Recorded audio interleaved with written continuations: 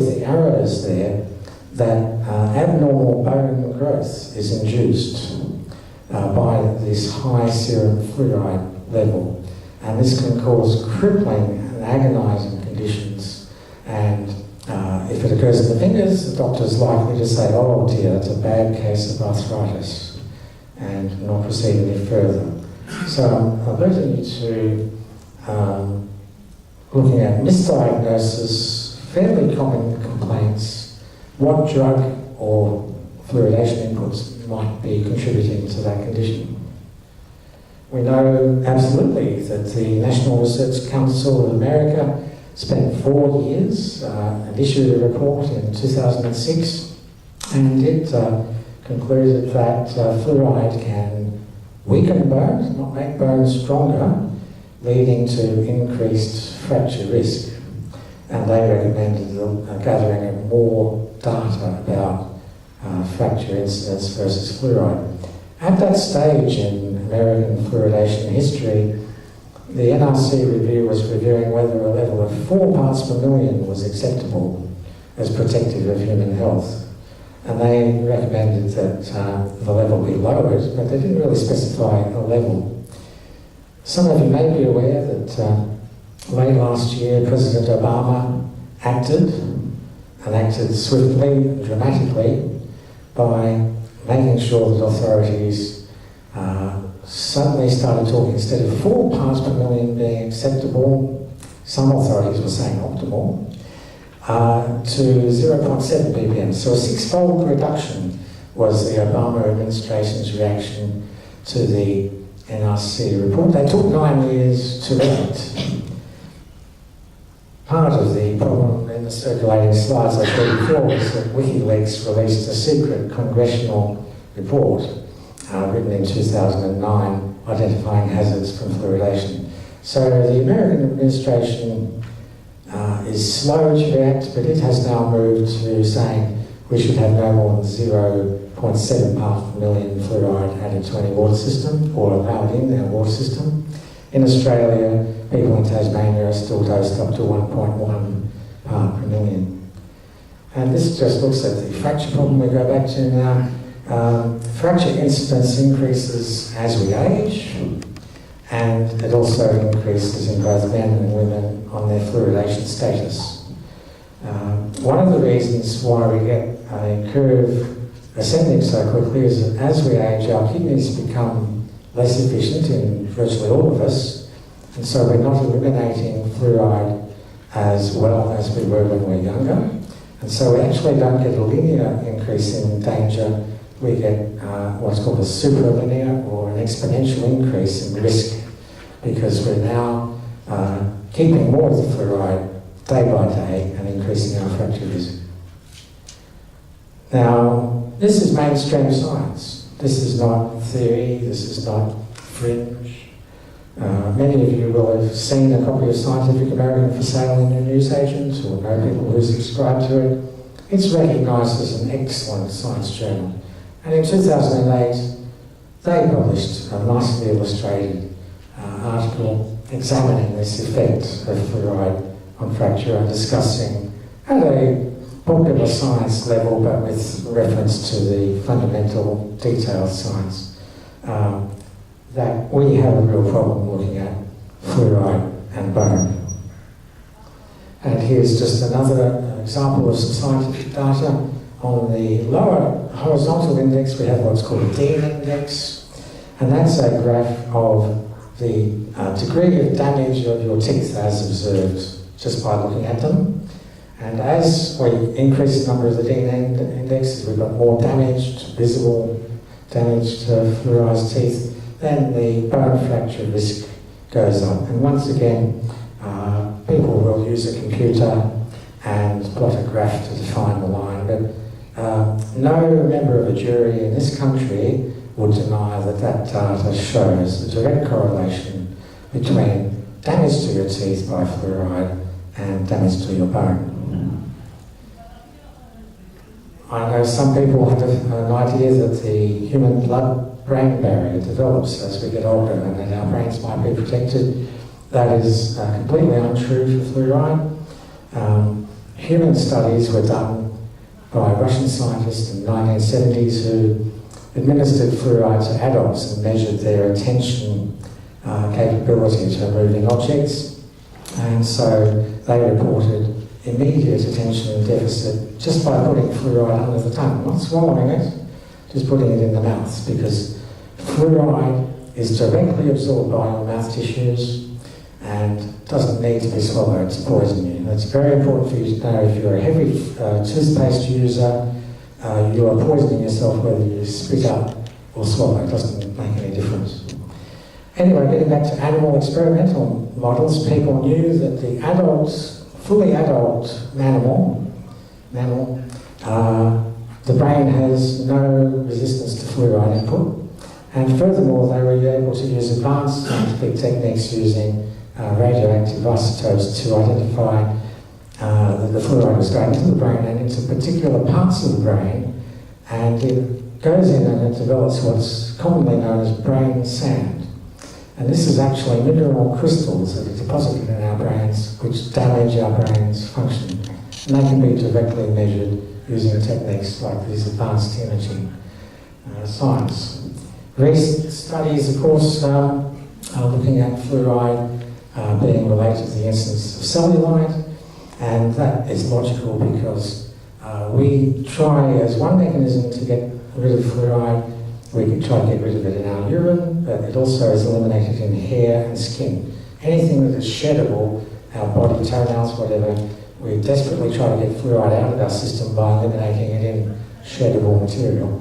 And the condition known as fluoroderma was identified by those studies by the NZ people all those decades ago. So a certain percentage of people get a skin rash, and they don't have to swallow the fluoride to get this effect. They can just get it by showering in fluoridated water. Once again, a lot of people might write this off as acne. It's not. It's able to be demonstrated by double-blind placebo challenge testing that this is an allergic reaction, a skin reaction to fluoride. Finally, on this presentation, I'll just conclude with some of the political message that resistance groups are trying to get across, the ethical issue of mandating exposure to a poison to every member of society by putting it into their water supply. I'm very grateful today that I was provided with reverse osmosis purified water with negligible fluoride in it to drink while I'm here. At home in Victoria, I choose to drink rainwater that I collect myself. I have total control. When I visit another city, try quite hard to avoid taking in any fluoridated water wherever I go. And the good news is that Erin Brockovich, famous to many people, nearly everyone here I think would have heard of her. She has 600,000 followers on Facebook, and she has now come out and is actively campaigning against fluoride in water worldwide. She's a very successful personality in getting media exposure, and she's been invited to a number of late-night live shows in the United States. Now, you've really made it as a celebrity if you get onto their late-night interview shows. And so she's spreading the word throughout the United States. What precipitated this was a terrible poisoning in Flint, Michigan. That some of you may have heard of. Could I have a hand up who's heard about the incident in Flint? Yes. So once again, more knowledgeable than the average society member of this group. Over 100,000 people in Flint were deliberately sent contaminated water by decision of local government bodies, and the state governor who are facing criminal prosecution may go to jail. As an economic measure, they were given untreated, heavily contaminated water.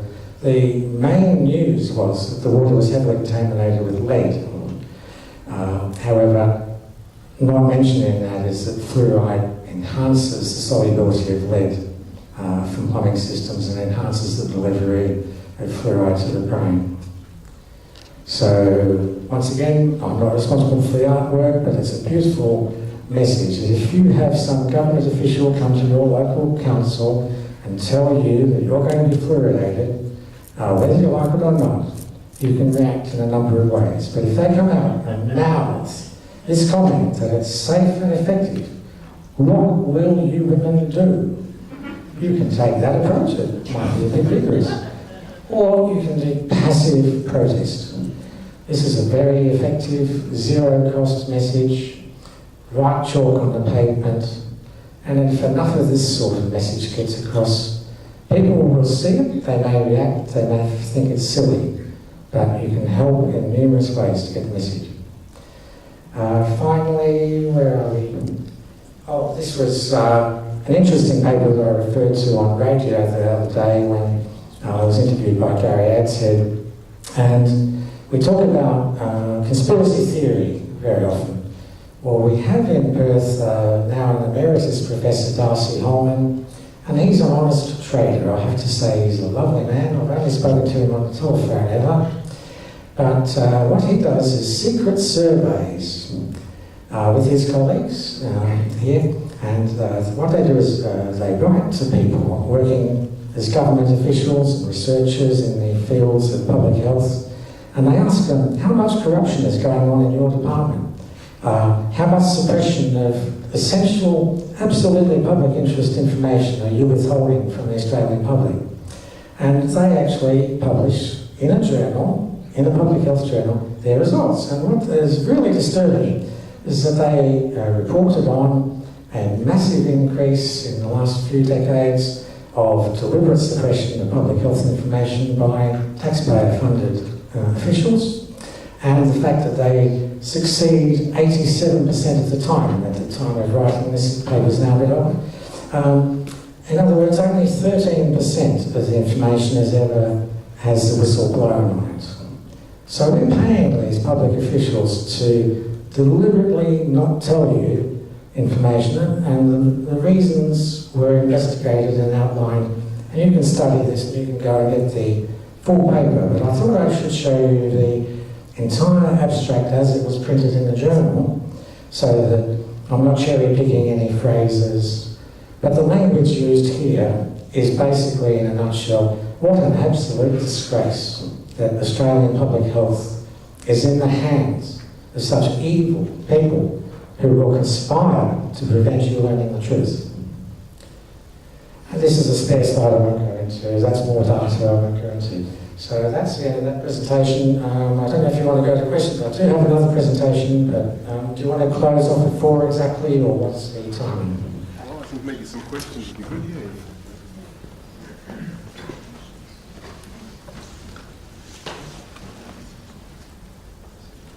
Yes, thank you, Dr. Payne. I mean, is there any questions as to the presentation so far, or as to the questions to the campaigners we have so far? Yes?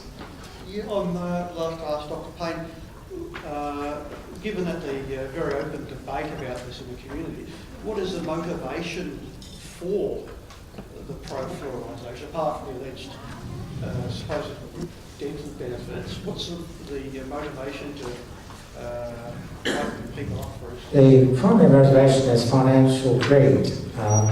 And what we have here in Western Australia is one example of a company as part of the global push to put fluoride in the water, and that's called PSBP. And they produce phosphate fertiliser by mixing sulfuric acid with phosphate rock. And in the process, it's an exothermic reaction, it means it generates heat. And a mixture of hydrogen fluoride gas and silicon tetrafluoride gas comes off the phosphate rock sulfuric acid mixture, and that is illegal to vent to atmosphere because it is so dangerous. It has to be chemically scrubbed with water in towers, and then the question arises, what is that company going to do with the fluoride? They're not allowed, as I say, to vent to air. They're not allowed to add it to a creek, a lake, the sea. They're not allowed to put the liquid into the soil. Their only mechanism for getting rid of it is to put it through your gut.